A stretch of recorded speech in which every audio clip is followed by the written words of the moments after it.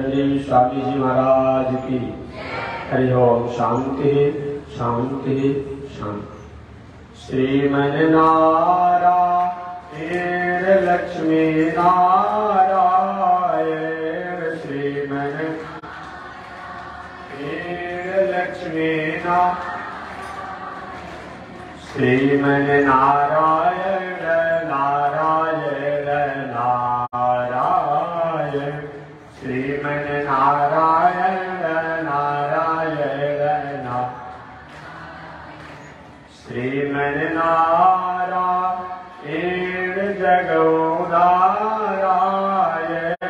श्रीमन नारायण जगोदारा लक्ष्मी नारायण नारायण नारायण लक्ष्मी नारायण नारायण आग लगी आकाश में बरसन लगे अंगारो बरसन लगे संतन होते जग में तो जग मरता संसारो संतन ते जग में तो जग मरता संसार श्रीमन नारायण नारायण नारायण श्रीमन नारायण नारायण लक्ष्मी नारायण नारायण नारायण लक्ष्मी नारायण नारायण बोलिए श्री लक्ष्मी नारायण भगवान की। अनंताचार्य कृपया वेदांत द्वयपारगम रामकृष्णामि सर्वत्रं विश्वक्सेन मुनिं भजे कासायं यज्ञसूत्रं शुचिवपुषि तथा चोर्ध्वपुण्ड्रं च वाले यस्यास्ते दक्षहस्ते कलिकुमतिगिरीन्द्रभद्रं त्रिदण्डम् संसाराग्नि प्रशान्त्यै मृतजलममलं दारुपात्रं पवित्रं श्रीविश्वक्सेन सूरे पदकमलयुगं श्रेयसे संश्रयामि लक्ष्मीनाथ समारम्भां नाथयामुनमध्यमाम् अस्मदाचार्य पर्यन्तां वन्दे गुरो परम्परा। नारायणाय विद्महे वासुदेवाय धीमहि तन्नो विष्णु प्रचोदयात् महालक्ष्म्यै च विद्महे विष्णुपत्न्यै च धीमहि तन्नो लक्ष्मी प्रचोदयात् तन्नो लक्ष्मी प्रचोदयात्। परमाराध्य श्री लक्ष्मी नारायण भगवान प्रातः स्मरणीय पूज्य आचार्य श्री त्रिदंडी स्वामी जी महाराज के जीवन चरणों में कोटिशा नमन। भगवत भागवत आचार्य कैंकर्य पारायण महानव हरिद्वार की पावन भूमि से चलकर आए हुए श्री माया मधुसूदन पीठाधीश्वर जगत गुरु रामानुजाचार्य स्वामी वैकुंठनाथ जी द्वारा आप कथा श्रवण कर रहे थे। पावन भूमि पर पावन कथा को निवेदन करते हुए मैं भी आ रहा हूं। पावन कथा प्रसंग अंतर्गत श्री सूत जी महाराज ने भगवान की अनंत अवतारों में 24 अवतार की महिमा बताई है। उन 24 अवतारों के नाम परिचय और गुणों की व्याख्या में निवेदन करते आ रहे।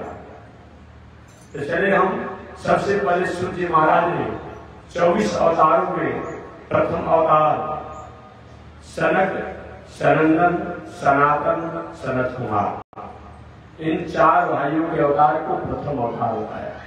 दूसरा अवतार वराह अवतार, तीसरा अवतार नारद जी का अवतार जिसको नारदा अवतार कहते हैं, चौथा अवतार नर और नारायण का अवतार, पांचवा अवतार कपिल देव का अवतार, छठवां अवतार दत्तात्रेय जी का अवतार, सातवां यज्ञावतार,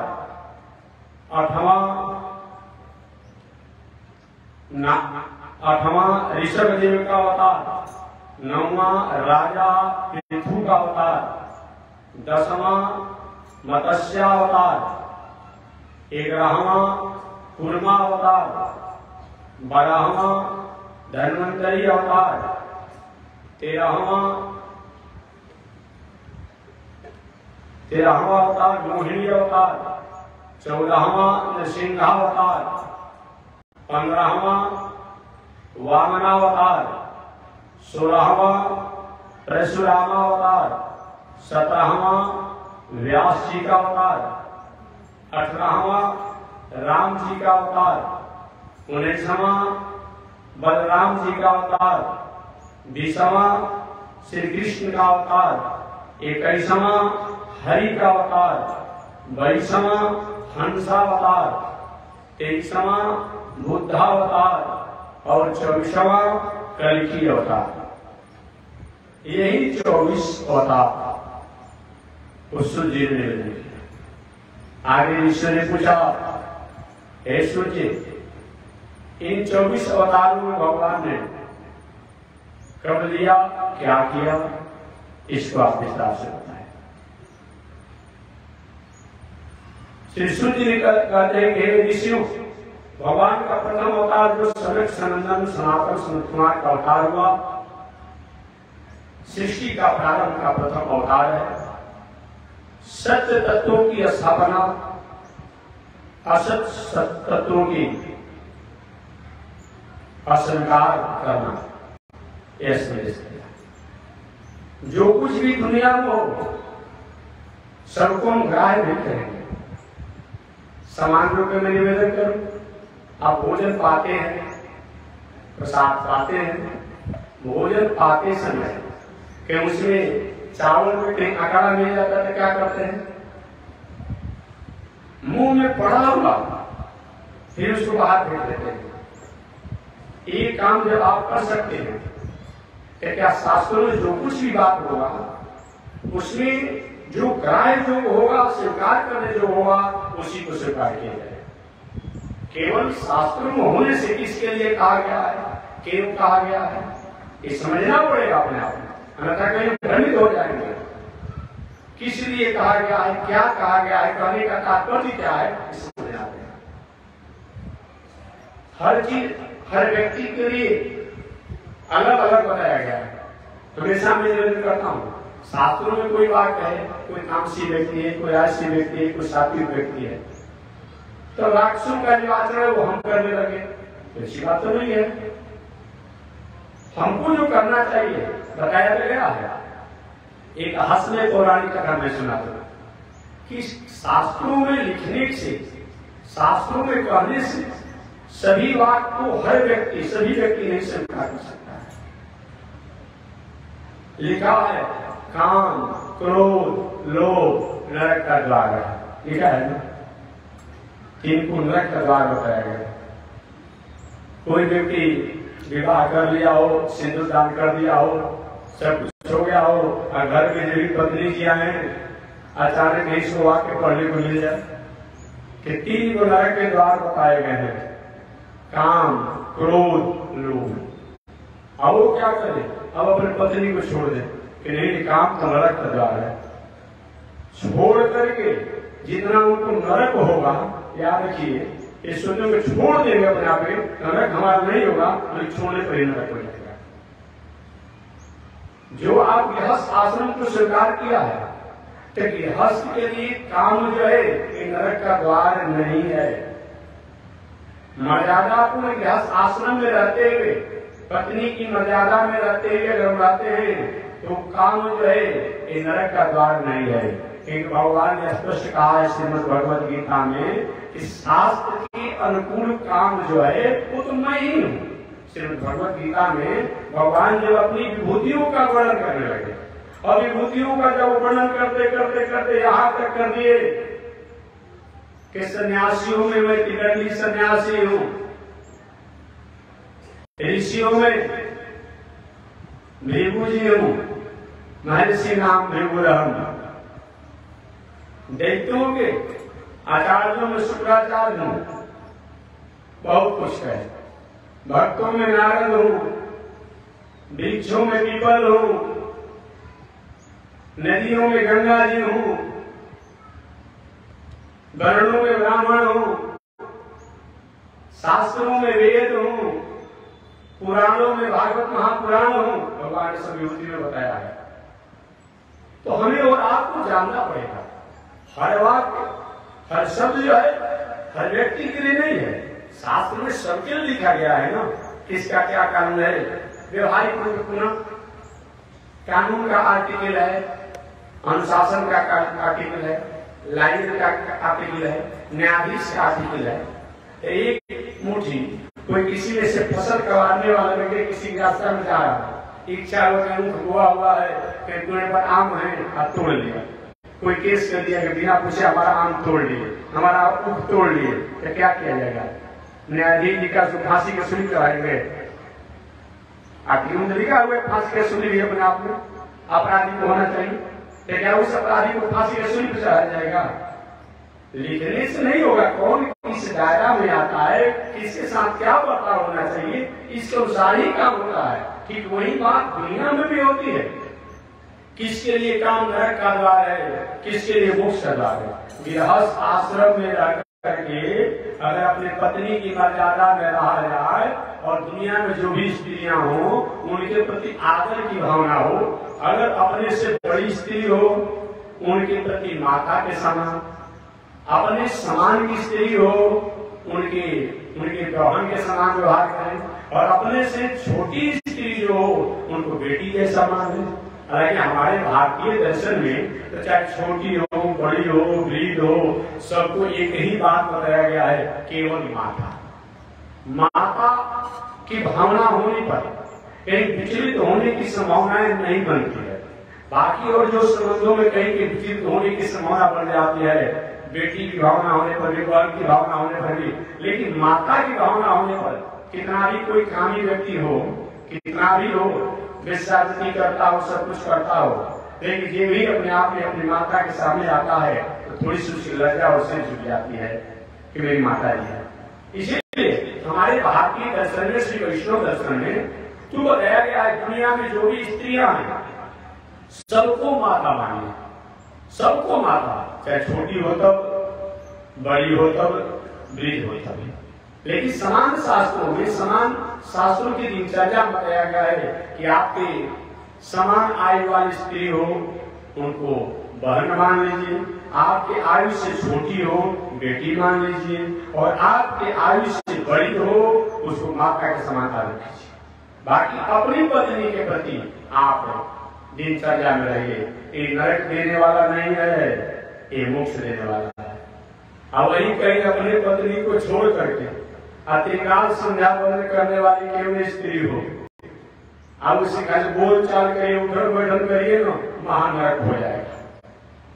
त्रिकाल संध्या करती हो अपने आप में, लेकिन अगर कहीं दूसरी स्त्री के साथ आप करते हैं तो चाहे कुछ भी कर लीजिए, दुनिया में भले आप कोई बोले या न बोले, लेकिन बहुत अच्छी बात नहीं है, बहुत अच्छी बात नहीं है। इसीलिए सभी कामों को समझना पड़ेगा।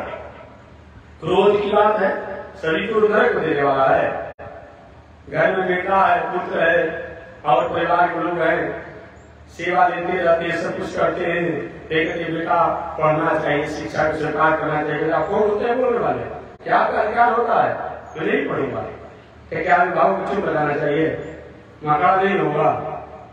यदि खल करने कर वही तोरा तो भ्रष्ट हो इस बीमारी में इसीलिए वो क्रोध नरक का द्वार नहीं है। कहीं हमारे क्रोध करने से समाज का, राष्ट्र का, संस्कृति का, देश का, प्राणियों का कहीं हित होता हो, मंगल होता हो, भलाई होता हो, परोपकार होता हो, वहां पर थोड़ा सा अनुशासन होना चाहिए। जिस क्रोध करने से अपना तो लाभ होता हो और दूसरे का नुकसान पहुंचता हो, वैसा क्रोध जो है नरक को देने वाला। काम, क्रोध, लोभ सभी लोग नरक को देने वाला है। अब आप लोग खेती कर रहे हैं, कुछ लोग व्यापार करते हैं, कुछ लोग नौकरी करते हैं, 100 रुपया लगा है और आपके मन में भावना नहीं होती है कि 100 रुपया लगाया तो कम से कम 200 में तो 500 फायदा हो जाता। अब बताइए काम पर कोई करेगा तो खेती व्यापार में कोई चलेगा, उतने रुपया रह जाएगा। लाभ की बात आपने किया, लाभ भुगता दिया, कैंडल का दार हो गया। नहीं, नरक का द्वार वो है कि आपने 100 रुपया का व्यवसाय किया, आपको लाभांश तो मिलना ही चाहिए। जिस हमेशा करके निवेदन में करता हूँ कि लोग क्या करते हैं, अब गेहूं अपना बेचना है, किसी व्यवसायी को बड़ा है, 1 क्विंटल गेहूं है तो 5 किलो उसमें क्या करेंगे, बालू मिलाएंगे, 5 किलो माटी मिलाएंगे, आप 5 किलो और उसको मिला करके बाटी बनेगी। आप गेहूं का भाव करें और बालू क्या मिला रहे हैं। एक गलत काम जो होता है, मिलावटी जो होता है, एक काम ठीक नहीं। ड्यूटी नहीं कर रहे हैं, हाजिरी बना देते हैं, ये नरक का द्वार है, ये नरक का द्वार है। सभी लोग नरक का द्वार नहीं है, सभी काम नरक का द्वार नहीं है, सभी को नरक का द्वार नहीं। ये नहीं रहेगा दुनिया में तो दुनिया चली कैसे? दुनिया से क्या, दुनिया के लोगों से क्या मतलब है, क्या समझ है, कोई मतलब नहीं है हमारे। इसीलिए शास्त्रों की बातों को रितंबरा बुद्धि से समझना चाहिए, प्रज्ञ बुद्धि से समझना चाहिए, अन्यथा कभी कभी हम भटक जाते हैं और हम भ्रम जाते हैं। तो भगवान के अनंत अवतार, उन अनंत अवतारों में सनक, सनंदन, सनातन, सनत कुमार, ये चारों भाई ज्ञान और स्वरूप को ज्ञान कराने के लिए, जगाने के लिए इस संसार में आए थे। भगवान का दूसरा अवतार वराह अवतार। वराह अवतार परमात्मा आकर के सृष्टि के प्रारंभ में जो दुनिया पूरा जल ही जल था, उन जल के ऊपर पृथ्वी को स्थापित करके और प्राणियों के हित का कार्य किए, ये भगवान का वराह अवतार है। भगवान का वराह अवतार परमात्मा का जो बाल जो है, वही बाल जिसको रुआ कहते हैं, जो होता है ईश्वर का, वही बाद में चल करके एक कुशा हो गया। इस कुशा को हम पूजा पाठ में लेते हैं, अपने आप हर काम में कुश का प्रयोग लिया जाता है। नीतिकारों ने कहा है कुश अशुद्ध नहीं होता है, ब्राह्मण अशुद्ध नहीं होते हैं, गंगाजल अशुद्ध नहीं होता है, वेद अशुद्ध नहीं होता है, मंत्र, लेकिन बस नहीं, लेकिन श्राद्ध के उपयोग में लाया हुआ कुश दूसरे काम में पुनः ले लेना चाहिए। ब्राह्मण पवित्र है, नकारात्मक होगा भाई कोई, मैं किसी की तरफ अपील नहीं करता। ब्राह्मण पवित्र है, आदरणीय है, पूजनीय है, लेकिन जिस ब्राह्मण के मुख में उपद्रव भोजन चला गया, तो समझते होंगे, बताने थोड़ा संकोच लगता है। चौबे जी हैं, तिवारी जी हैं, पांडे जी हैं, अशुकुल जी हैं, अच्छा क्या रहा है, सुबह शाम झूम बराबर झूम शराबी मुर्गा का कान खा रहे हैं।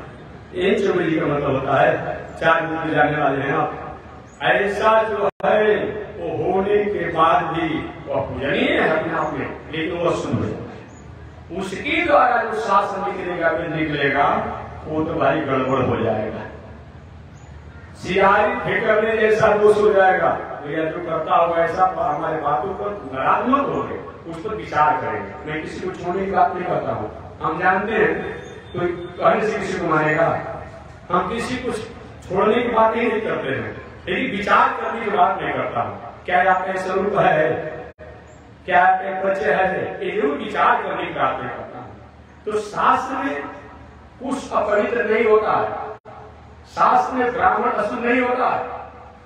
और क्या बताया मैंने, शास्त्र ब्राह्मण शुद्ध नहीं होता है, कुछ अशुद्ध नहीं होता है। गंगा जल तो अशुद्धि नहीं बताई गई है, शास्त्रीय तरीका की है। लेकिन वही ने बताया जो कुछ श्राद्ध के काम में आ गया उस कुछ को दूसरे बार उपयोग में नहीं लेना चाहिए। जो ब्राह्मण के मुख में शराब, कारी, दारू, मछली, मांस, अंडा, बंडा कोई कुछ चलता हो उल्टा सीधा, अब वो कितना नाम लेंगे अपने आप में।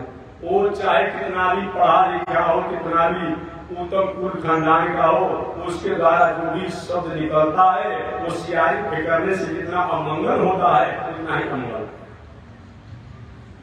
जहां तक बात गंगा जल की, गंगा जल में दोष नहीं है, लेकिन इस गंगा जल में, गंगा जल हो, महुआ हो, गुड़ हो, एक तीनों का जहां संयोग हो जाता है वो गंगा जल भी अशुद्ध हो जाता है।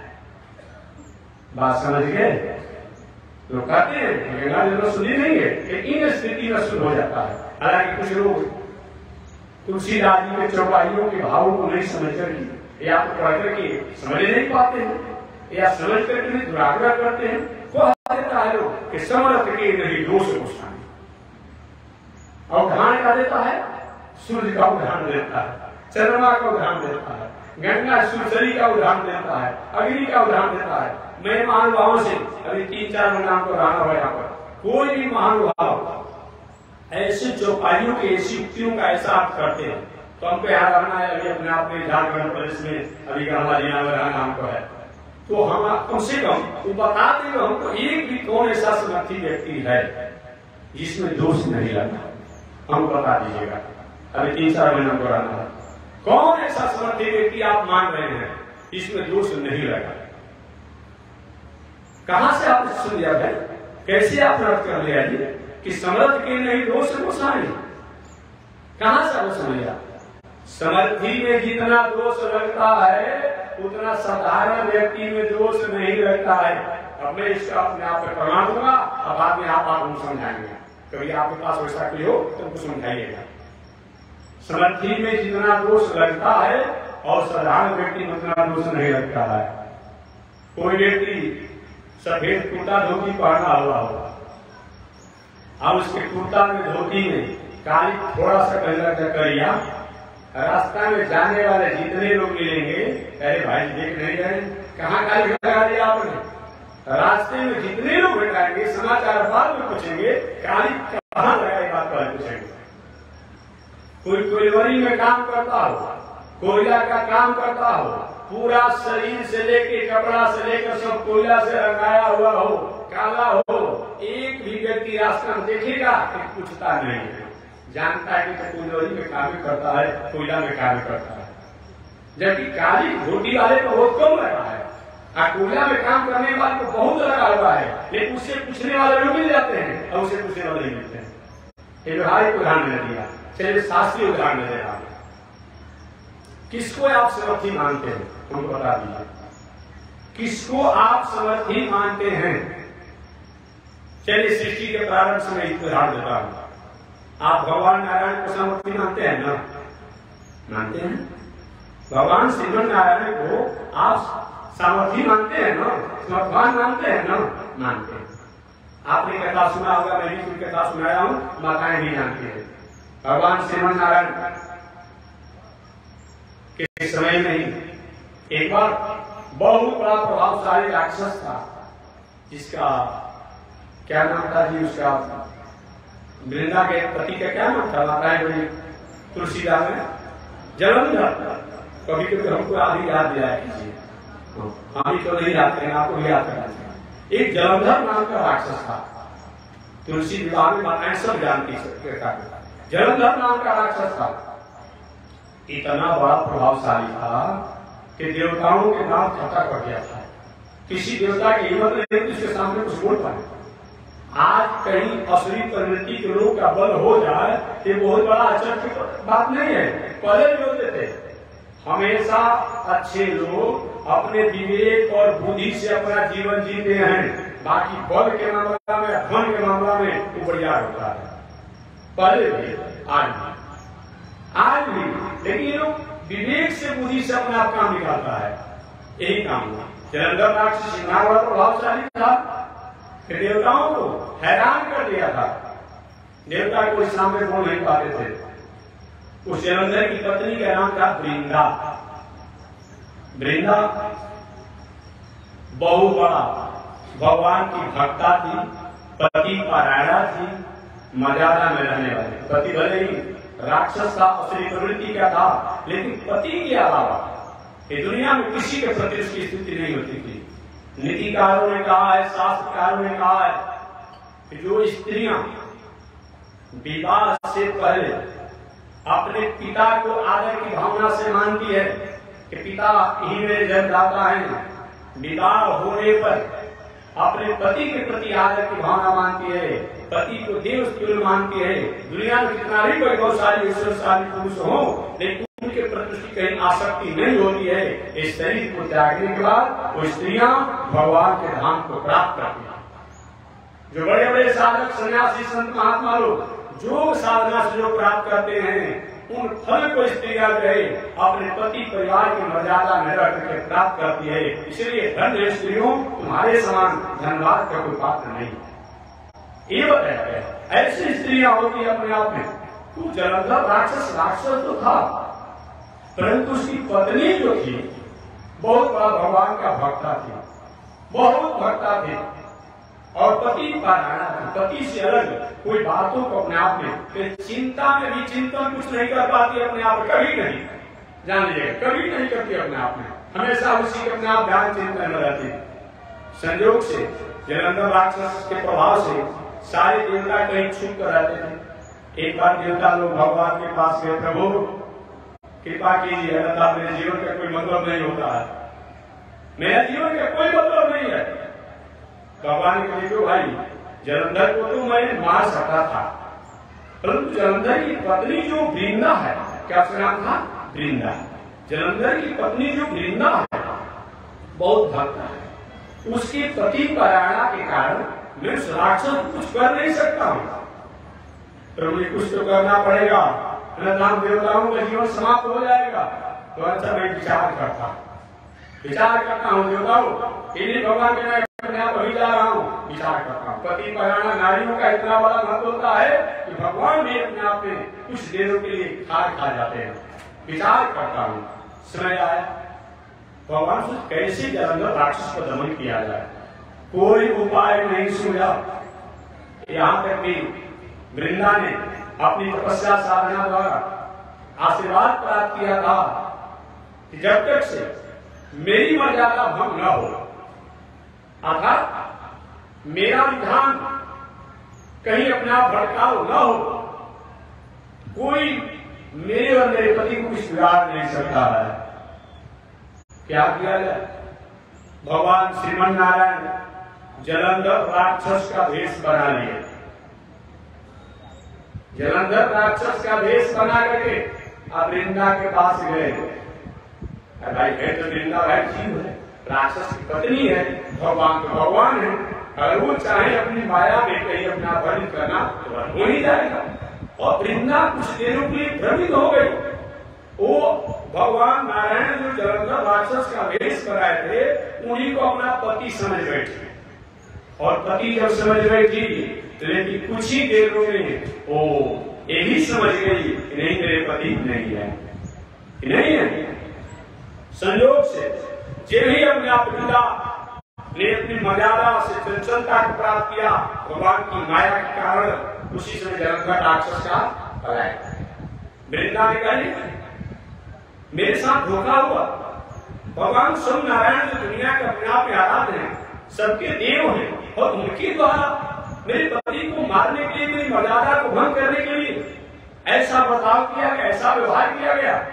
तो ठीक है, अगर मैंने अपने पति के अलावा दुनिया में कभी किसी को स्वप्न भी याद नहीं किया है, तो मेरे पति रूप में बन करके आए हैं, नहीं, लेकिन मेरे पति के रूप में बन करके आए हैं, तो ठीक है, मैं साफ देती हूँ कि एक पाषाण बन जाए, पाषाण बन जाए। वही जलंधर राक्षस की पत्नी वृंदा के साथ के कारण भगवान श्रीमन नारायण को इस शालिग्राम भगवान बना पड़ा, जिनकी पूजा हम लोग करते हैं।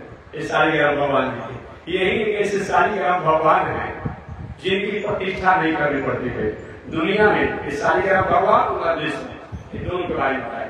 शालिग्राम भगवान ये ऐसे हैं इनकी कोई प्रतिष्ठा नहीं की जाती है और 1 महीना भोग नहीं भी लगाया जाएगा तो कुछ होने जाएगा नहीं। ये मूर्ति वाले जो भगवान लक्ष्मी नारायण इनको 24 घंटा भोग न लगे तो पुनः प्राण प्रतिष्ठा करना पड़ता है। लेकिन ये शालिग्राम भगवान को 1 महीने का 1 वर्ष भी कुछ न हो, कुछ बिगड़ने वाला नहीं है। और दूसरी बात, ये मूर्ति जो है, ये मूर्ति का कोई खंडित हो जाए, हाथ गोड़ इत्यादि कहीं खंडित हो जाए तो पुनः बदलिए कुछ कीजिए। लेकिन शालिग्राम भगवान अगर फूट भी जाते हैं तो किसी प्रकार पूजा करने में दोष नहीं। खंडित मूर्ति और कोई हो उसको पूजा किया जाता है तो घर में शोक होता है, घर में भय होता है, घर में रोग होता है, घर में दुख होता है। लेकिन ये शालिग्राम की पूजा चाहे टुकड़ा हो, छोटा हो, बड़ा हो, और किया जाए तो किसी प्रकार कोई दोष नहीं। वही वृंदा ने साथ दिया भगवान नारायण को, जाइए आप मेरी मर्यादा को भंग करने के लिए विपत्ति का स्वरूप बनाया है, मैं साथ देती आप शिला बन जाइए। वही भगवान नारायण को शालिग्राम शिला बनना पड़ा। अगर हमको आपने पत्नी रूप में माना है तो मैं भी आपकी पत्नी बनूंगा। वही वृंदा जो है तुलसी वृक्ष बन गई। क्या बन गई? तुलसी वृक्ष बन गई। इसलिए रोज सुबह सुबह पूजा करते हैं, ओम नारायणाय स्वाहा, ओम नारायणाय नमः, माधवाय नमः, गोविंदाय नमः।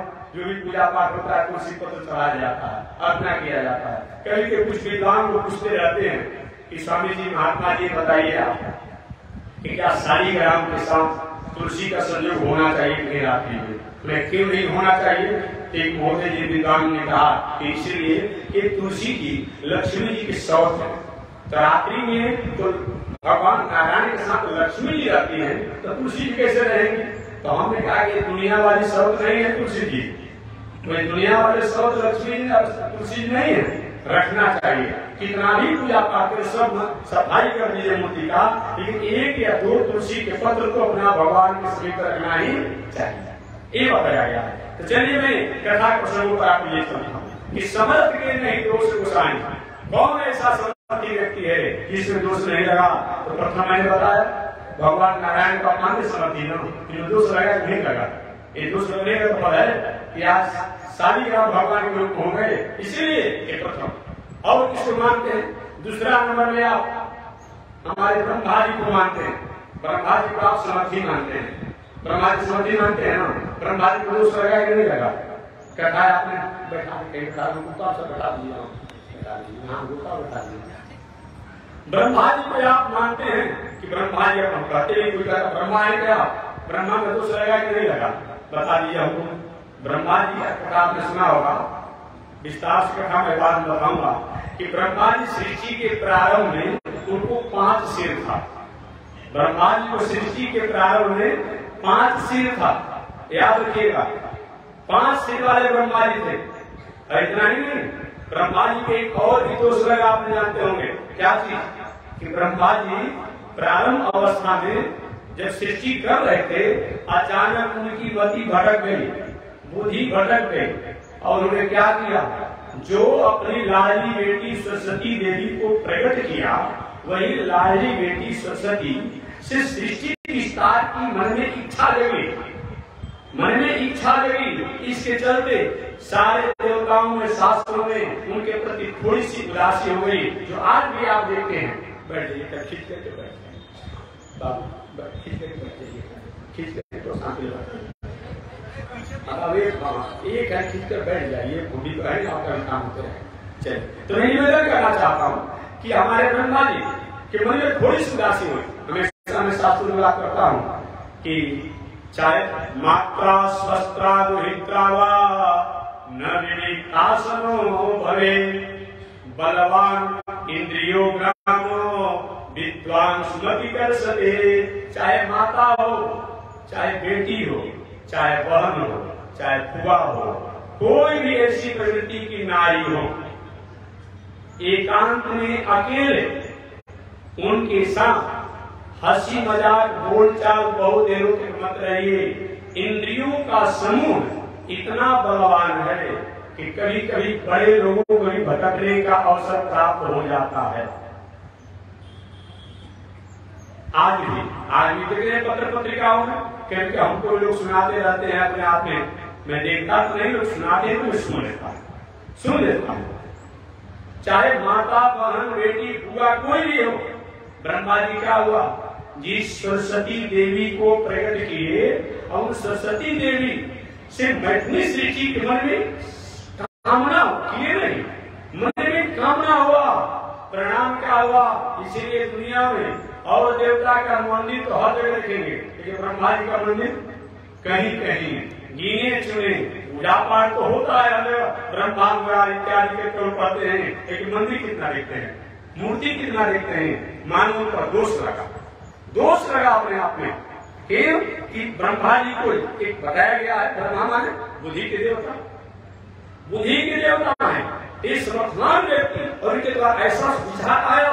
इसीलिए ब्रह्मा जी को अपने आप में, बल्कि शंकर जी जहाँ की इच्छा होता है तहाँ बढ़ जाते हैं।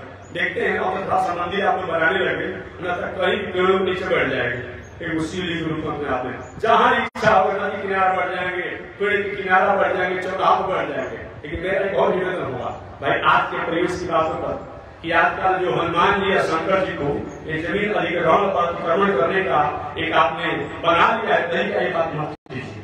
यही शंकर जी करते हैं, यही हनुमान जी करते हैं, यही दुर्गा काली करते हैं। कभी ऐसा नहीं होना चाहिए। आप नियत स्थानों एक जो मर्यादित एक जो पंचायती जो व्यवस्था हो उसके अनुसार कीजिए। और शंकर जी के नाम पर, हनुमान जी के नाम पर, काली दुर्गा के नाम पर, असंत महात्मा देवी के नाम पर जो अधिग्रहण अतिक्रमण जो कर लेते हैं, ऐसा होना अच्छा नहीं है, ऐसा होना अच्छा नहीं है। कभी देवी देवता धर्म कर्म शास्त्र हमारे कभी अनीति अन्याय धर्म की तरफ पग रखने को नहीं संदेश देता है। ऐसा संदेश दे रहा है तो धर्म नहीं हो सकता। धर्म का मतलब क्या होता है? गृहते पतने इति धर्म। हम गिर चुके हैं, हम गिर रहे हैं, हम गिरने वाले हैं। जिनको धरने से, जिनको पकड़ने से, जिनको मानने से, जिनको सुनने से, जिनको समझने से, जिनको स्वीकार करने से हम गिरने से वही पर रुक जाए, उसी का नाम धर्म है। धर्म का मतलब ये नहीं है कि हम गलत कर्म करते रहें और धार्मिक बने रहें। ये कौन सा धर्म है? ये काहे का धर्म है? इस धर्म से क्या होगा? ये धर्म का मतलब नहीं होता है। दूसरा धर्म की व्याख्या, मंदिर में जाना धर्म है, अच्छी बात है। एक शिवरात्रि का समय आया है, जल चढ़ाना है भी अच्छी बात है। नवरात्र का समय आए, नवरात्र में कीजिए। छठ का समय आए, आप छठ कीजिए, अच्छी बात है। लेकिन धर्म केवल यही नहीं है। धर्म का मतलब क्या होता है? आत्मनः प्रतिकूलानि परेषां न समाचरेत्। ये धर्म की व्याख्या है। आत्मनः प्रतिकूलानि परेषां न समाचरेत्। आत्मनः जो आपके लिए, आपकी आत्मा के लिए, आपके लोगों के लिए, आपके आबरू के लिए जो प्रतिकूल हो, जो विपरीत हो, जो निंदनीय हो, जो अपमानजनक हो, परेशान, वो दूसरे के साथ न समाचरित, वो व्यवहार न करे, इसी का नाम धर्म है। ऐसा अगर हम नहीं करते हैं तो हमें धर्म को नहीं खाना, धर्म को नहीं पहचाना। इसीलिए बताया कि उदाहरण देकर आगे मैं बढ़ जाऊंगा। आत्मा प्रतिकूलानि, आपके लिए जो प्रतिकूल हो, विपरीत हो, निंदनीय हो, अपमानजनक हो, कष्टकारक हो, वो दूसरे के साथ व्यवहार न करें, इसका नाम धर्म है।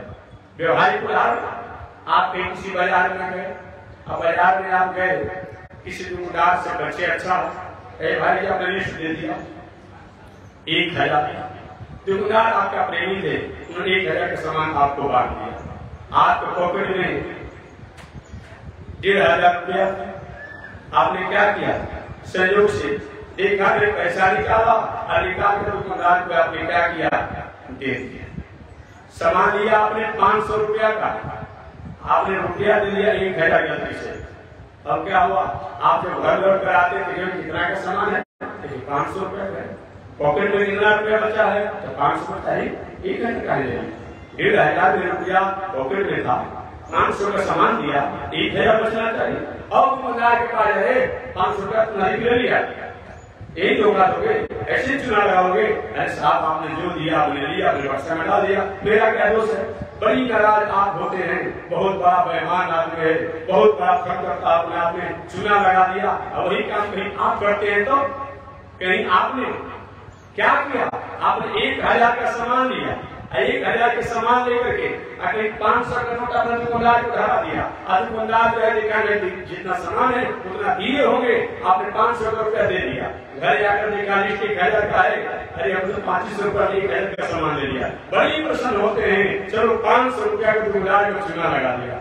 आप दूसरे को चूना लगाते प्रसन्नता होती है, आपको कोई चूना लगाता है तो जो व्यवहार जो आचरण आपके लिए निंदनीय हो वो दूसरे के साथ न करे, इसी का नाम धर्म है। जब तक ऐसा नहीं होगा तब तक आप धर्म को नहीं समझते हैं। दूसरी बात, आपकी बेटी बहू के प्रति किसी की निगाहें गलत होती है, आपके मन में दुख होता है, मेरी प्रतिष्ठा से खिलवाड़ कर रहा है, तो आप दूसरे की बेटी बहू के प्रति गलत निगाहों का उपयोग न करें, यही धर्म है। ये जब तक नहीं करेंगे तब तक से सही में धर्म को आपने नहीं समझा। तीसरा उदाहरण देकर पानी को विराम दूंगा, आगे में बढ़ जाऊंगा। हालांकि कुछ लोग नाराज हो जाएंगे, आप मैं निवेदन करना चाहूंगा। आप रास्ते में आ रहे हो, आपका छोटा सा मुन्ना नाती है, नटखट स्वभाव का है, जब देखता है कि बाबा आते हैं दौड़ते आता है, दौड़ते भी आ रहा था, अचानक उसको ठेस लग गया, किसी कंकर से उसका अंगुली कट गया, खून गिर रहा है, बड़ी रोटी है। आप ही को सही बताओ, छोटा सा बच्चा है, अपने आप में अंगुली कट गया, जो डॉक्टर के पास कितना कष्ट होता है, उसके खून को देख करके आप आ होती है। कभी आपको दया आती है कि बकरा के मुर्गा के मुड़ी नोच करके हजम कर जाते हैं? थोड़ा सा आपके कहीं नाती को अंगुली कट गया, खून निकल गया, आप आ होता है। अब हम विचार करते हैं उन प्राणी पर, उसको होता नहीं होता होगा। ये धर्म है, जो व्यवहार जो कर्म हमारे लिए अच्छा नहीं है वो दूसरे के साथ भी रहो, ऐसा जब तक नहीं कर पाते हैं तब तक हमें धर्म को पूरा नहीं समझ। आत्मन प्रतिकूलानि परिश्राम समाचरे, वह व्यवहार वो आचरण जो आपके लिए प्रतिकूल हो वो दूसरे के साथ भी न करे, इसका नाम धर्म है। तो मैं निवेदन करना चाह रहा कि समर्थ के नहीं दोष गुसाई, इसकी अर्थों को तोड़ मरोड़ करके लोग कहता है कि समर्थी व्यक्ति में दोष नहीं लगता है। हमको एक भी समर्थी व्यक्ति का नाम बताइए जिसमें दोष नहीं लगा। मैंने बताया ना, भगवान श्रीमन नारायण का समर्थी मानते हैं ना, लेकिन उन्हें दोष लगा कि नहीं लगा? जलंधर राक्षस की पत्नी वृंदा की मर्यादा को भंग करने के लिए गए, इस वृंदा के हिसाब से उनको पाषाण बनना पड़ा, जो सारी भगवान के रूप में हो गए और वृंदा तुलसी के रूप हो गई। उनसे बड़ा समर्थी कौन हो सकता है? दूसरा समर्थी आप ब्रह्मा जी को मानते हैं, ब्रह्मा जी को आप मानते हैं, ब्रह्मा जी की समर्थी मानते हैं, इनके द्वारा थोड़ी सी भटका हुई सरस्वती देवी के प्रति इनको भी अपने आप दुनिया में उस तरीका से अपने आप हमें याद करते हैं। तीसरा समर्थी शंकर जी को आप मानते हैं ना, शंकर जी के भक्त स्वरूप है, शंकर जी को आप मानते हैं ना कि समर्थी हैं। शंकर जी को दोष लगा कि नहीं लगा? आप महात्मा जी तो नहीं जानते हैं, शंकर जी को भी दोष लगा है। वही बात को आपको याद दिलाना है। सृष्टि के प्रारंभ में ब्रह्मा जी के पहले एक सिर थे, और एक सिर से बाद में 4 सिर और हो गया, तो 5 सिर वाले ब्रह्मा जी हो गए। एक बार ब्रह्मा जी अपने ब्रह्मलोक से काशी में यही बहुत भाव शंकर जी तो वेदों द्वारा उच्चारण स्तुति सुनाने के लिए आ रहे थे। तो 4 मुखों से तो ब्रह्मा जी वेद की स्तुति सुना रहे थे, और एक मुख से रास्ते में आते हुए बकरे ले गया, उसकी आवाज नकल कर ली, और ब्रह्मा जी एक मुख से बकरे की आवाज को अपने आप बोलने लगे, गधे की आवाज को बोलने लगे। शंकर जी कहे भाई मर्यादा में बदमाश रहने वाले हैं, और ब्रह्मा जी मर्यादा में रहने वाले, इनके द्वारा गधे की आवाज आएगी तो अच्छा नहीं लगेगा। तो 4 मुखों से तो ब्रह्मा जी का जो वेद का वाक्य हो रहा था वो तो ठीक था, लेकिन एक मुख द्वारा जो गधे की नकल की आवाज बोल रहे थे, बहुत भाव शंकर महाराज इस आवाज को रोक कीजिए। और देवी शंकर जी ने उस आवाज को बंद करने के लिए मुंह के सामने हाथ रखा, ब्रह्मा जी का सिर टूट करके शंकर जी के हाथ में सट गया। वही क्या है? ब्रह्म कपाल। क्या है? ब्रह्म कपाल। जो बद्रिकाश्रम में जाते हैं लोग तो जानते होंगे कि ब्रह्म कपाल पर जाकर पिंडदान करते हैं, वही ब्रह्म कपाल हाथ में सट गया, वो ब्रह्म हत्या का दोष हो गया। अब चारों तरफ भूत भाव शंकर जी ब्रह्म हत्या के दोष को, ब्रह्म कपाल को पिंड छोड़ाने के लिए चारों तरफ घूमे, कहीं भी शांति नहीं मिली। घूमते घूमते यही बक्सर में गए। जो मैं हमेशा कहता हूँ कि बक्सर जो है विश्वामित्र महामुनि ज्ञानी आश्रम दुनिया में विश्वामित्र बाबा भी बहुत जगह भटकते रहे, कहीं शांति नहीं मिली। और वही बक्सर में जब आए तो विश्वामित्र बाबा को 3 गो टाइटल मिल गया। क्या चीज? 3 टाइटल मिला। विश्वामित्र महामुनि ज्ञानी आश्रम जानी। विश्वामित्र शब्द जो है बहुत बड़ा शब्द है। लेकिन पहले भी मैंने बताया था कि विश्वामित्र का अगर आप व्याकरण से सिद्ध करेंगे तो विश्वामित्र शब्द कैसे बनेगा? सन्निवेशन आप लोग पढ़े लिखे हैं। विश्वामित्र शब्द है, इसका सन्निवेशन कैसे होगा? तो सीधे लोग यही अर्थ करेंगे कि विश्वधर्म मित्र है, यही करेंगे, यही भूल करेगा। विश्वामित्र का संधि विच्छेद पर किया जाएगा तो विश्वधर्म मित्र हो जाएगा, विश्वधर्म अमित्र हो जाएगा, विश्वधर्म अमित्र हो जाएगा। और प्लस आ मिलकर के आ हो जाता है, और प्लस आ मिलकर के आ हो जाता है तो विश्वधर्म अमित्र हो जाएगा। पाणिनि ऋषि से विश्वामित्र बाबा ने पूछा, हे बाबा व्याकरण के कुछ पंडित हैं, आपके द्वारा व्याकरण मान्य होता है, आप ये बताइए मेरा नाम कैसे बनेगा, मेरा नाम का सन्निवेशन कैसे होगा? पाणिनि ऋषि ने कहा सीधी बात है कि विश्वधर्म अमित्र। विश्वामित्र बाबा हाथ जोड़े, प्रभु दुनिया के प्रकार का काम मैंने किया, हमको आप शत्रु बता दिए। जो ही 2 महीना 15 दिन 1 महीना को जो भी फसल होते हैं, मक्का हो, गार हो, बजरा हो, ये सब विश्वामित्र बाबा उस समय का हाइब्रिड का अपने आप व्यवस्था किए थे। आज हाइब्रिड नहीं है, उस समय की सुखाड़ में भी हो जाएगा, बाढ़ में भी हो जाएगा, ठंडा में भी हो जाएगा, डील पर भी हो जाएगा, अच्छे भूमि पर हो जाएगा। जो फसल होता था मक्का, ज्वार, बजरा इत्यादि जो कुछ भी कम समय में और अच्छे फसल होने वाले सब विश्वामित्र बाबा द्वारा आविष्कार किया हुआ ये समान फल है। याद रखिए प्रभु हमने दुनिया के लिए गायत्री मंत्र जो सारा दुनिया करता है तो विश्वामित्र बाबा ने इसको आविष्कार किया, उन्होंने प्रकट किया कि महाराज दुनिया के लिए मैंने इतना काम किया और हमको आप विश्व का अमित्र बताते हैं। पाणिनि ऋषि ने कहा नहीं मनवी करेंगे व्याकरण से तो हम करते हैं, नहीं प्रभु आपको कुछ करना पड़ेगा। तो विश्वामित्र के नाम को सिद्ध करने के लिए पाणिनि ऋषि को एक अलग से सूत्र बनाना पड़ा। बात समझिए, कोई बड़ा आदमी जब जाता है किसी प्रकार की होता है तो अलग से नियम बनाना पड़ता है, एक सूत्र बनाना पड़ा पाणिनि ऋषि को। और क्या हुआ? वो पाणिनि ऋषि के लिए सूत्र बनाया गया, बनाया विश्वामित्र के लिए मित्रे चरसौ। जहाँ पर ऋषि वाचक विश्वामित्र होगा वहाँ पर विश्वधर्म मित्र हो जाएगा, और जहाँ पर व्यक्ति वाचक विश्वामित्र होगा वहाँ विश्वधर्म अमित्र हो जाएगा। समझिए, तो मैं निवेदन करना चाहता हूँ, इतना विश्वामित्र का बड़ा नाम होता है विश्वामित्र महामुनि ज्ञानी। एक मुनि जो शब्द होता है वही बड़ा होता है। महामुनि का मतलब क्या होता है? मुनि किसे कहा जाता है? दिव्य चक्षुरातम दर्विप्रासो विपनयो जातिवान सरिंदते विष्णु एक परमं पदम। अर्थात मुनि माने आविष्कारक, मुनि माने आविष्कारक, रिसर्चर।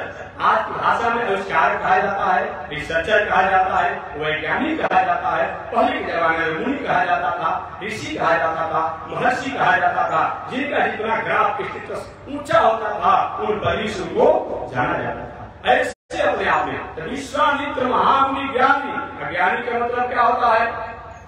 जैसे हमारे शरीर में परमात्मा है, जैसे मंदिर में परमात्मा है, जैसे तीर्थ में परमात्मा है, वो परमात्मा पूरे दुनिया में है, ये भावना करके जीवन जीने वाला व्यक्ति वही ज्ञानी है। ऐसे विश्वामित्र महामुनि ज्ञानी वही बक्सर में जब आए पदवी को प्राप्त किए। वो राम शंकर जी बक्सर में आए, आकाशवाणी हुआ। आकाशवाणी 3 प्रकार की होती है। एक आकाशवाणी हमारी आपकी आत्मा में है, क्या नीति है क्या अनीति है, क्या अधर्म है क्या धर्म है, क्या करना चाहिए क्या नहीं करना चाहिए। शास्त्र पर नहीं विश्वास हो मत विश्वास कीजिए, धर्म पर नहीं विश्वास हो मत कीजिए, संत पर नहीं विश्वास हो मत कीजिए, लोगों पर नहीं विश्वास हो मत कीजिए। लेकिन जो आपके मन में प्रश्न है उन प्रश्नों को लेकर के और आप बैठ जाइए रात्रि में 2 बजे से 4 बजे के बीच में और अपने से विचार कीजिए, इस आत्मा द्वारा तय कीजिए क्या मैं जो कर रहा हूँ, क्या ये जो मेरे मन में शंका बना हुआ है ये नीति है क्या नीति है, धर्म है क्या धर्म है, न्याय है क्या न्याय है। अगर भीतर से प्रेरणा प्राप्त होती हो तो करिए, नहीं प्राप्त होती हो तो मत कीजिए। ये बताया अंतिम निर्णय बताया गया है कि मैं अपूता समाचार राम। आत्मा अगर गवाही नहीं देता हो तो काम को मत कीजिए, मत कीजिए, मत कीजिए। ये बताया गया है। तो मैं निवेदन करना चाह रहा था कि ऐसे विचार करते हुए हमारे बहुत भाव शंकर जी घूमते घूमते बक्सर में गए, वहां उनको आत्म प्रवेश हुआ, आत्मोत्कोष हुआ। हे भूत भाव शंकर जी, आपका ब्रह्महत्या का दोष आप निकासन चले जाएंगे और वहीं जाएंगे तो आपका ब्रह्महत्या का दोष समापन होगा। वही भूत भाव शंकर जी अलकनंदा में जाकर बद्रिकाश्रम में वही स्नान किए, तो वही उनका ब्रह्महत्या का दोष ब्रह्म कपाल जो है वही उनका पिंड छोड़ा। जो आज भी बद्रीनारायण लोग जाते हैं तो ब्रह्म कपाल पर जाकर पिंड दान करते हैं, वही ब्रह्म कपाल है। तो मैं निवेदन करना चाह रहा था, कौन ऐसा समर्थी व्यक्ति है जिसमें दोष नहीं लगा? भगवान श्रीमन्नारायण जलधर राक्षस की पत्नी वृंदा द्वारा साप के कारण शालिग्राम पत्थर बन गए। ब्रह्मा जी ने थोड़ी सी मन में उनकी उदासी आई, जो आज भी आदर के रूप में समझते हम। शंकर जी को ब्रह्महत्या का दोष, ब्रह्मा जी का शरीर उनके हाथ में सड़ गया, जो जाकर कपाल को प्रयाग प्रमाण है। राम जी को समर्थी मानते हैं ना, राम को मानते हैं ना, राम को भी अपने आप में आप मानते हैं, तो राम को भी जब रावण इत्यादि का वध हुआ, तब वध होने के बाद नहीं कुछ भाई ऋषि था, अपने आप में ऋषि संतति था, आपको दोष मार्जन करना चाहिए। वही भगवान श्री राम को जा करके आप जानते होंगे, जा करके जग करना, और जग जब किए तो सभी लोगों को निमंत्रण दिया गया, सभी लोगों को निमंत्रण दिया गया। और उसमें केवल ब्राह्मण तो होते हैं, बहुत विचित्र कपड़ा के होते हैं, बात समझिएगा, मैं निवेदन करना चाहूंगा। और समझिए, सब लोगों ने प्रार्थना किया था, हास्य की बात नहीं, सब लोगों ने प्रार्थना किया था भगवान श्री राम से, प्रभु अब राक्षसों का अत्याचार बर्दाश्त नहीं हो रहा, कुछ न कुछ उपाय कीजिए। वही भगवान श्री राम ने, ठीक है भाई, शास्त्र की बात है, भागवत का है, महाभारत का है, चाहे वो ब्राह्मणी क्यों न हो, चाहे साधुनी क्यों न हो, अगर देश द्रोही हो, राष्ट्र द्रोही हो, समाज द्रोही हो, संस्कृति द्रोही हो, फिर ब्राह्मण नहीं रह जाता है, वो संत नहीं रह जाता है, वो दंड के दायरा में आ जाता है, वो अपराध के दायरा में आ जाता है, चाहे कोई भी हो। महाभारत इस बातों को गवाही है। तो जो अपने आप में कोई भी हो, चाहे ऋषि कुमार हो, ऋषि संतति हो, ऋषि परिवार का वंशज हो, उसके द्वारा जब समाज राष्ट्र के अहित की बात आ गई, फिर वो कहाँ रह गया ब्राह्मण, कहाँ ब्राह्मण से रह गया? फिर भी ऋषियों ने प्रार्थना किया। जब रावण इत्यादि वैसे लोगों का बल जब हो गया, तो ब्राह्मण देवता लोग कहेगा कुछ भी हो, राम जी ब्राह्मण की हत्या की होगा, भोजन करने जाएंगे हम, नहीं होगा, नहीं होगा। और ब्राह्मण लोग दो टीम हो गए, दो टीम हो गए, 3 और 13। आप लोग ऐसे भी कहते हैं कि आप 3 में कहेंगे 13 में कहें, जब किसी से नाराज होते हैं तो लोग बोल देता है कि आप 3 में कहेंगे 13 में कहें, लोग कहता है तो 3 और 13, नहीं भाई हम कह रहे हैं तो 3 13 तो लोग गए भोजन करने को थे। अब बाकी और शेष जितने ऋषि संत ब्राह्मण को नहीं आएगा, नहीं प्रसाद पाएंगे। अब हुआ भगवान का क्षेत्र बात हुआ, सबको कहने से मैंने ये काम किया और हमारे आरोप लगाया है। पुनः 3 और 13 हुआ क्या? तो 3 13 भोजन तक किए। भोजन करने के बाद जब दक्षिणा की बात है, दक्षिणा केवल आदि की बात नहीं है, ये परंपरा से चली आ रही है अपने आप में। दक्षिणा पर तो दुनिया टिका हुआ है। समाज की भलाई में जो हमारे द्वारा कुछ त्याग किया जाता है वो दक्षिणा है। अब दक्षिणा की बात आई तो 13 रुपए को हम दक्षिणा से नहीं लेंगे, प्रसाद पाने आके भरेंगे जग में, लेकिन हम नहीं लेंगे। बाकी को बचे 3, तो 3 कौन कहें? गर्ग, गौतम, सानी, यही 3 लोग बचे गए। राम जी ने 4 को सोना का गाय अपने आप बना दान देने के लिए, तो हुआ एक गाय को सीधा साधा ले लिया जाए, एक गाय को 3 भाग में कर दिया जाए। गौतम ऋषि के नहीं होगा, गाय तो गाय है, चाहे सोना की गाय हो, कागज की गाय हो, वहां ऐसा नहीं होगा, मैं ऐसा काम नहीं लूंगा। तो 2 गाय को 2 ऋषि ले लिए, गर्ग ऋषि और सानी ऋषि ले लिए, गौतम ऋषि नहीं लिए। और नहीं ले के भाई वही बनते हैं, इनको तुरंत लगाया जाएगा। वही बात में आपने सुना होगा, गौतम ऋषि जहां जाकर नासिक में तपस्या कर रहे थे, तो माया की गाय बन गया, एक गाय का मालिक बन गया, और माया गाय को बर का दोष ला करके वही गौतम ऋषि को तपस्या करके और गंगा बड़ी गोदावरी तीरथ में प्रयाग, वही गोदावरी नदी को प्रकट किए, जो त्रिमकनाथ अपने आप जो गए होंगे, सुनते होंगे, वही गोदावरी नदी है। यहाँ वही भगवान श्री राम ने कहा कि आप ब्राह्मण लोग, आपके कारण मैंने कार्य किया और इस तरह से किया गया। अतः भगवान श्री राम पर दोष लगा, तभी तो सुने जग करके और उसका दोष का मार्जन करना पड़ा। भगवान श्री कृष्ण पर दोष लगा नहीं लगा? समर्थी मानते हैं ना, अरे भाई सेमंतक मणि का चोरी नहीं किए, चोरी का दोष लगा। मैं संक्षिप्त सुना रहा की कथा बाद में विस्तार से आएगी। सेमंतक मणि नहीं चुराए थे, चोरी का दोष लग गया। गर्गाचार्य से पूछा कि गुरु जी हम चोरी नहीं किए और हमारे पर चोरी का दोष क्यों लग गया? गर्गाचार्य ने कहा कि भादों के चौथ के भाद चौथ होता है ना जी, गलती हो तो शुद्ध कर दीजिएगा, चौथ होता है तो होता है। भादों के चौथ के अपने आप चंद्रमा को आपने दर्शन किया है, इसीलिए आपने अपने आप दोष लग गया। उनको दोष लगा नहीं लगा, नहीं चोरी किया, चोरी का दोष लग गया। इसके मारने के लिए उनको प्रायश्चित करना पड़ा। किसको समर्थी मानते हैं? इंद्र को आप समर्थी मानते हैं ना, इंद्र पर दोष लगा कि नहीं लगा? धृतराष्ट्र का वध किए, उसके चलते अहल्या नारी के साथ थोड़ी सी उनकी चंचलता हुई, उस पर उनका दोष लगा, जिसके चलते वहीं पर हत्या के दोषों को 4 भागों में बांट दिया गया। सारी दुनिया कथा जानती है। 4 भागों पर हत्या का दोष है। एक स्त्रियों को अपना अशुद्धि अवस्था के रूप में होता है, पृथ्वी का जो उषर भूमि जो होता है वो अपने आप में हत्या के दोष के रूप होता है, और पेड़ों के जो गोंद जो होते हैं वो अपने आप में हत्या के दोष से माना जाता है, और जल में जो गाज जो होता है वो हत्या का दोष होता है। तो कौन ऐसा समर्थी व्यक्ति है जिसमें दोष आप नहीं लेते हैं? बता दीजिए। दशरथ महाराज को आप समर्थी मानते थे ना, समर्थवान थे, चक्रवर्ती सम्राट थे, दसों दिशाओं में जाता था। दशरथ महाराज ने अंधान जी के पुत्र श्रवण कुमार को गलती से उनका सदवेदी बाण का अधिकार था, गलती से बाण लग गया, जिसके चलते अंधान जी ने साथ दिया कि जैसे मैं अपने पुत्र के वियोग में मर रहा हूँ, एक ऐसा आएगा तो तुम भी अपने पुत्र के वियोग में मरोगे। उनको भी दोष लगा। कौन ऐसा व्यक्ति मानते हैं जो कि अपने आप में समर्थी हो, उसका दोष नहीं लगा? तब यहाँ अर्थ क्या होगा? यहाँ तो वही कहते हैं कि समर्थ के नहीं दोष गोसाई, समर्थी को दोष नहीं होता है। अर्थात कहने का मतलब है कि समर्थी व्यक्ति में जितना दोष लगता है उतना और किसी में नहीं लगता। ये बात है, यानी कि समर्थी व्यक्ति में दोष नहीं लगता है, ऐसा बात नहीं होगा अपने आप में। तो मैं निवेदन करना चाह रहा था, ऐसे हमारे भगवान जो ये नारद जी का अवतार जो है, सनक सनंदन सनातन सनत कुमार का जो अवतार है, एक सत्य और असत का विवेचन करने के लिए हुआ। भगवान का दूसरा अवतार बड़ा अवतार जो होगा वो धर्म की रक्षा करने के लिए और पृथ्वी को इस जल के ऊपर स्थापित करने के लिए हुआ। और नारद जी भगवान के तीसरे अवतार हैं। इनका अवतार जो हुआ एक भक्ति के प्रचार और जो भक्तों को रक्षा करने के लिए इनका अवतार हुआ। और चौथा अवतार नर और नारायण का अवतार, इसी की व्याख्या आज करना था।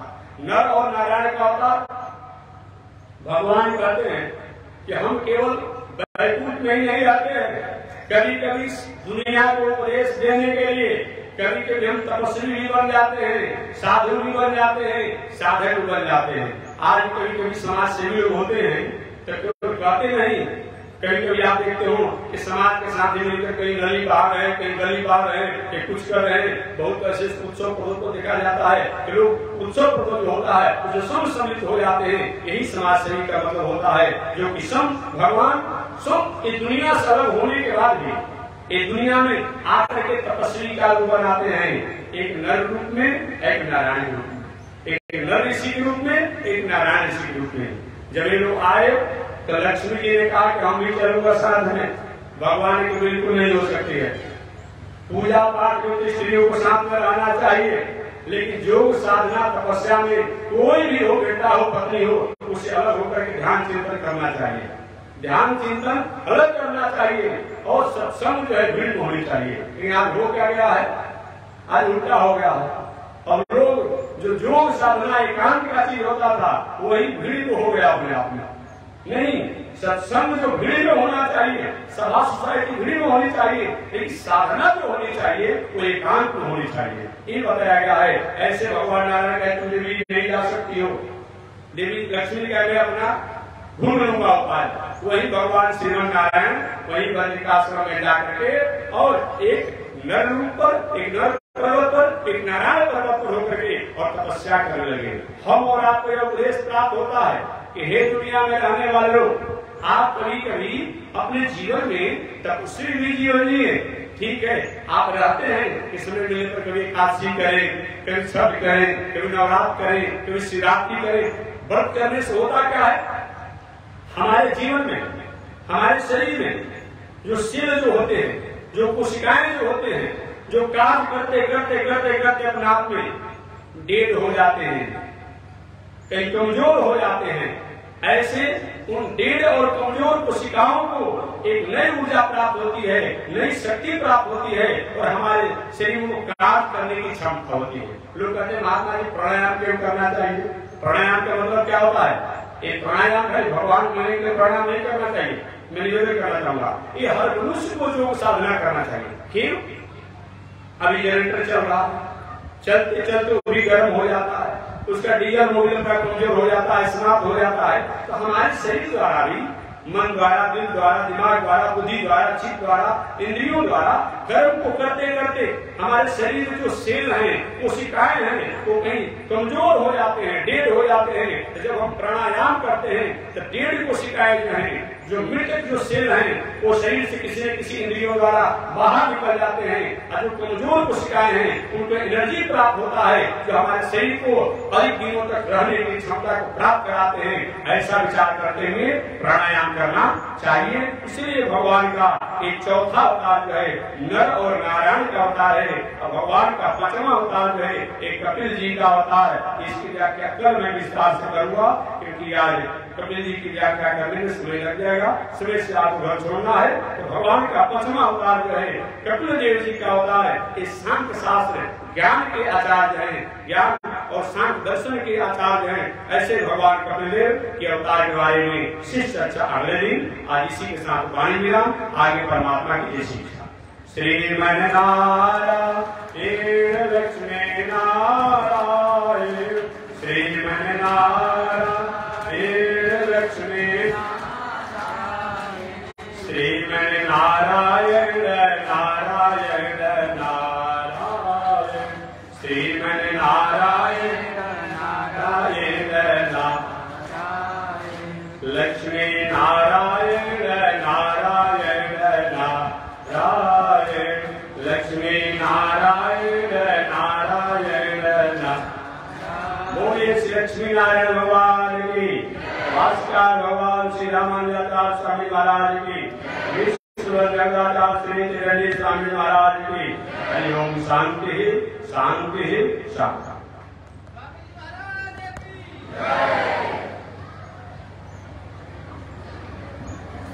ओम चंद्रमा मनसो जात चक्षो सूर्यो अजायत, श्रोत्राद्वायुष्प्राण संभागनिरजायत, श्री श्रुति लक्ष्मी सुभद्रयाम अहोरात्रे आलस्मी नक्षत्राणि रूपमस्मिनो व्यातम्, ईश्वरिघाणा मयि घाण सर्वलोकं मयि घाण।